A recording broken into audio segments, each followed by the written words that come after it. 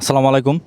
Mohanganj content creator মিলন মেলায় চলে আসলাম। এটা হলো আপনার হিজলবন। আমরা হিজলবনে চলে আসছি। এখানে কিন্তু বর্ষাকালে প্রচুর পানি থাকে, আর আমরা এখন শুকনা মৌসুমে চলে আসছি।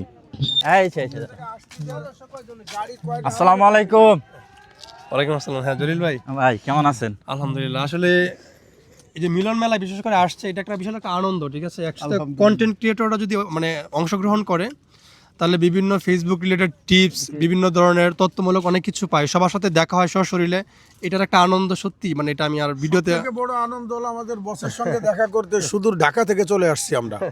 ঢাকা থেকে চলে ঢাকা থেকে চলে আসছি। আমি আসছি ভাই চট্টগ্রাম থেকে, শুধু বাইরের টানে আর হচ্ছে যে ভালোবাসায়।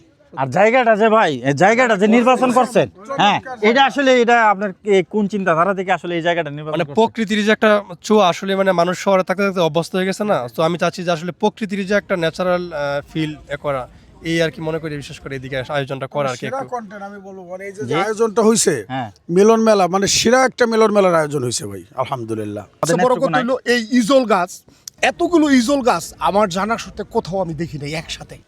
এত সুন্দর লাগতেছে, যদি আমরা ঢাকা শহরে থাকি কিন্তু এত সুন্দর এত অবস্থান পাইনি আমরা খুঁজা। সবাই ভালো থাকবেন। আসসালামু আলাইকুম।